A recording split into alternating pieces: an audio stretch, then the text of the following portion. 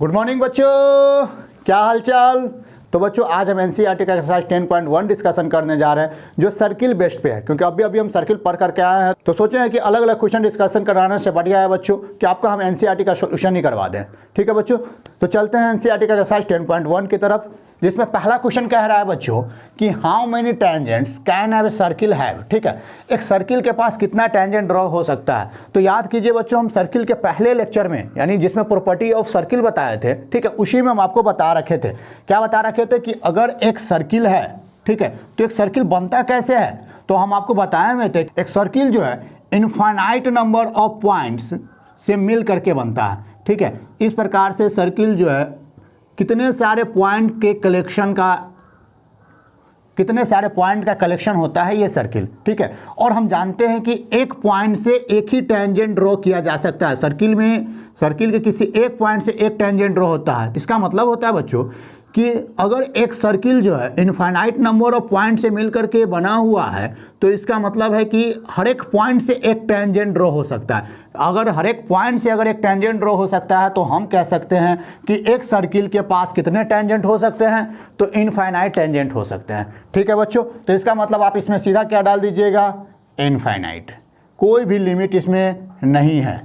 समझ में आ रहा है बच्चों, क्योंकि एक सर्किल जो है, ठीक है, किसी एक पॉइंट से मिलकर के नहीं बनता है, 2 पॉइंट से मिलकर के नहीं बनता है, या 10 पॉइंट से मिलकर के नहीं बनता। एक सर्किल जो होता है बहुत सारे पॉइंट का कलेक्शन होता है। जब बहुत सारे पॉइंट को किसी एक फिक्स्ड पॉइंट से सेम डिस्टेंस पर रखा जाता है तब उस सारे पॉइंट के कलेक्शन को हम लोग क्या कहते हैं, सर्किल कहते हैं। तो अगर ये सर्किल जो है इनफाइनाइट पॉइंट से मिलकर के बना है तो हर एक पॉइंट से एक टेंजेंट ड्रॉ हो सकता है। तो हर एक पॉइंट से अगर एक टेंजेंट ड्रॉ हो सकता है, इसका मतलब कि एक सर्किल पर कितना टेंजेंट ड्रॉ हो सकता है, इनफाइनाइट टेंजेंट ड्रॉ हो सकता है। तो बढ़ते हैं बच्चों क्वेश्चन नंबर 2 की तरफ। क्वेश्चन नंबर 2 क्या कह रहा है, क्वेश्चन नंबर 2 जो है फिल इन द ब्लैंक्स है, जिसमें पहला कह रहा है आपको ए टेंजेंट टू अ सर्किल। ठीक है, एक सर्किल पे एक टेंजेंट है जो इंटरसेक्ट कर रहा है। सर्किल को कितना टाइम्स में इंटरसेक्ट करेगा, कितना पॉइंट पे इंटरसेक्ट करेगा। तो हम अभी बताएं कि अगर ये सर्किल है तो इस सर्किल के किसी एक पॉइंट से एक टेंजेंट ड्रॉ हो सकता है। तो इसका मतलब है कि कोई भी टेंजेंट जो है सर्किल को कितना पॉइंट पे इंटरसेक्ट करेगा, 1 पॉइंट पे इंटरसेक्ट करेगा। तो इसका आंसर कितना हो जाएगा बच्चों, 1 हो जाएगा। चलिए दूसरा में चलते हैं। ए लाइन इंटरसेक्टिंग, एक लाइन जो है इंटरसेक्ट कर रहा है एक सर्किल को 2 पॉइंट पे। ठीक है, a line intersecting a circle in 2 points. एक लाइन जो है एक सर्किल को 2 पॉइंट पे इंटरसेक्ट कर रहा है तो उसको हम लोग क्या कहते हैं। तो अगर हम आपको पहले बता रखे हैं कि अगर ये कोई लाइन जो है अगर सर्किल को 2 पॉइंट पर इंटरसेक्ट करेगा तो इस लाइन को हम लोग किस नाम से जानेंगे, सेकेंड के नाम से जानेंगे। तो इसका मतलब इस लाइन को हम लोग किस नाम से जानेंगे बच्चों, सेकेंड के नाम से जानेंगे। ठीक है बच्चों, कोई दिक्कत। तो बच्चों क्वेश्चन नंबर 3 क्या है, क्वेश्चन नंबर 3 समझिएगा। A circle can have dash parallel tangent at the most. ठीक है, एक सर्किल के पास कितने पैरेलल टेंजेंट हो सकते हैं मैक्सिमम। ठीक है, एट द मोस्ट करने का मतलब क्या हुआ, अधिक से अधिक कितने पैरेलल टेंजेंट हो सकते हैं। तो ध्यान से समझिएगा। ठीक है, अगर मान लेते हैं ये सर्किल है बच्चों, तो अगर एक टेंजेंट ये वाला है बच्चों तो इसका मतलब है कि जस्ट इसके पैरेलल होना चाहिए टेंजेंट। तो इसका मतलब है कि एक वाला ये वाला हो जाएगा पैरेलल। आप कहीं भी इसके अलावा कहीं भी अगर आप टेंजेंट ड्रॉ कीजिएगा इस पॉइंट के जस्ट सामने वाला पॉइंट होना चाहिए, point of contact.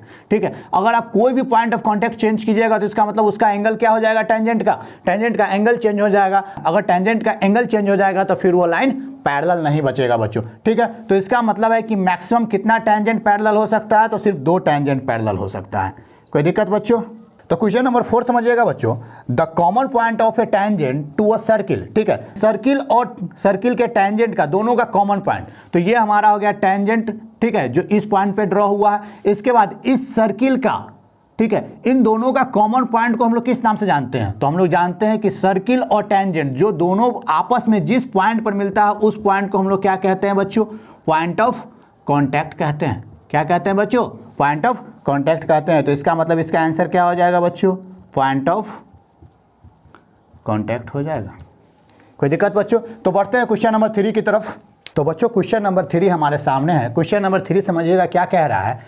A tangent P Q at a point P. ठीक है, एक टेंजेंट जो है, ठीक है, वह सर्किल के पी पॉइंट से क्या हो रहा है, ड्रॉ हो रहा है। तो चलिए हम सर्किल बनाते हैं। सबसे पहले मान लेते हैं कि बच्चों ये सर्किल है। ठीक है, अब यहाँ पर पी पॉइंट है तो यहाँ से क्या हुआ, एक टेंजेंट हम ड्रॉ कर दिए। ठीक है बच्चों, कोई दिक्कत। अब यहाँ से हम एक टेंजेंट ड्रॉ कर दिए तो अब कह रहा है आगे, ठीक है, ऑफ रेडियस 5 सेंटीमीटर। सर्किल का रेडियस कितना है बच्चों, 5 सेंटीमीटर। तो ये हमारा मान लेते हैं सेंटर होगा। इस सेंटर का नाम कितना है, ओ है।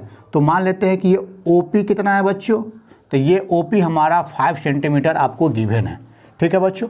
अब कह रहा है radius 5 centimetre meets the line through the centre O at a point Q so that OQ equal to 12 centimetre. कह रहा है कि इस सेंटर से जो ये P पॉइंट एक्सटेंड हुआ है वो कहाँ पर जाकर, जहाँ पर मिलेगा ये OQ, इस OQ का लेंथ आपको कितना दे रखा है, 12 सेंटीमीटर दे रखा है बच्चों।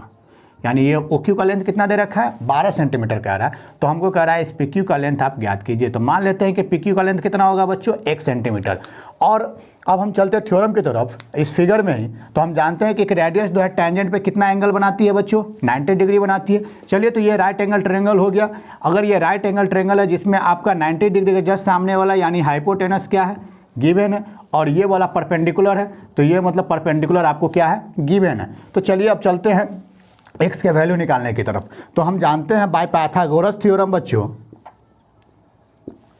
बाय पाइथागोरस थ्योरम जानते हैं कि एच स्क्वायर बराबर कितना होता है, तो एच स्क्वायर बराबर होता है p square plus b square. तो एच का वैल्यू हमारे सामने कितना है, 12 सेंटीमीटर का स्क्वायर इक्वल टू पी का वैल्यू कितना है, 5 सेंटीमीटर का स्क्वायर प्लस में बी स्क्वायर। ठीक है बच्चों, तो बी स्क्वायर बराबर कितना हो गया, इसको इस तरफ ले आएंगे इसका स्क्वायर करके, तो ये 12 का square 144 centimetre square minus of 5 का हो जाएगा 25 सेंटीमीटर स्क्वायर। ठीक है, तो जब इसको आप ले करके जाइएगा तो बी स्क्वायर बराबर कितना हो गया, 144 माइनस 25 यानी 199 सेंटीमीटर स्क्वायर।